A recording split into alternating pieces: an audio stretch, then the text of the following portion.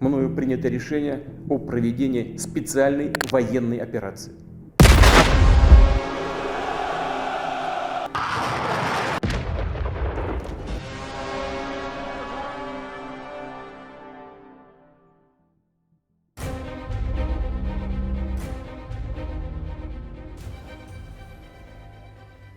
The Ukrainian War, the main event of our current days.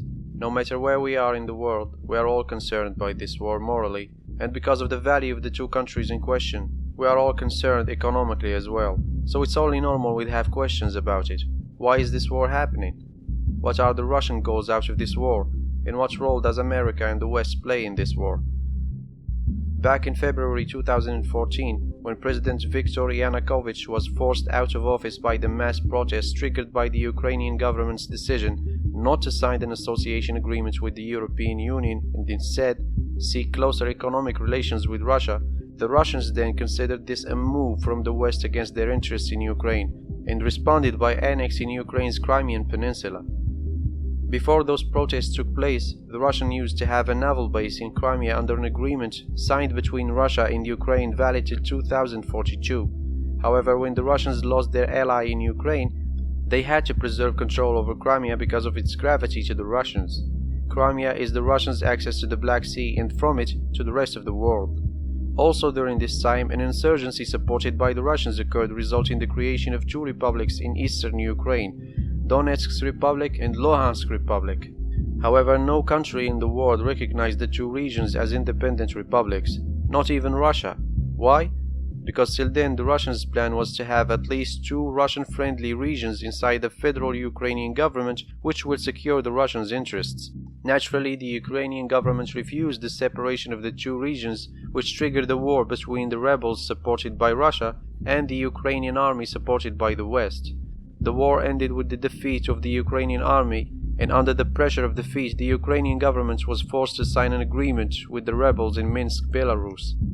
The agreement contained 12 items. The most important item was that the two regions can practice self-rule. However, this was never actually executed during the 8 years period, but it did succeed to cease fire and calm the tension in the area. The reason why Ukraine postponed the execution of the agreement that long was in hope that one day it can renounce the agreement. Ukraine knew that if the terms of the Minsk agreement were fulfilled, that will kill any chance of ever joining the European Union or the NATO. In January 2021, the day that Ukraine sought for 8 years finally came by electing Joe Biden the President of the United States. Biden to Ukraine was like a glass of cold water after a long walk across Trump's desert. As soon as the Ukrainians secured the support of the United States and the West, they launched a number of procedures that went against the Russians' presence in the country and also against the Minsk agreement. Procedures like reconsidering the annexation of Crimea by the Russians, starting a campaign to join the NATO, and of course, restoring control over Donetsk and Luhansk.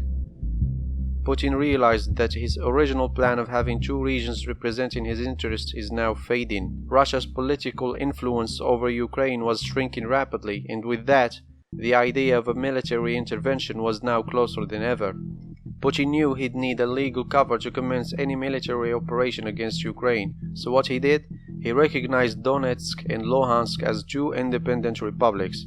Then he went inside a military cooperation with the supposed republics, and that gave him his legal cover to intervene militarily in eastern Ukraine under the pretense of protecting the people of those regions from bullying and genocide, as Putin stated. America and the Western countries' response to the Russian invasion was not exactly what the Ukrainian government hoped for. First, they refused to negotiate the Russians because they knew Putin has an unnegotiable term. Ukraine should never join the NATO or any other bordering country, and they can never grant Putin the right to decide who do and who don't join the NATO. With the negotiations out of the question, there's only war left, and America and NATO stated clearly that they will not fight the Russians. Why? Simply because they will not enter a war with a nuclear power country for a cause such as Ukraine. This position from America and NATO gave Putin more confidence to proceed in his plan. He won't be negotiated nor will he be fought. And since Ukraine is a matter of life or death to Russia, and since it is not a priority to the NATO, it's only a matter of time before Putin wins his war. Why? because no matter how much military help Ukraine will get, it'll never be a militant rival to Russia, or at least that is how Putin sees it.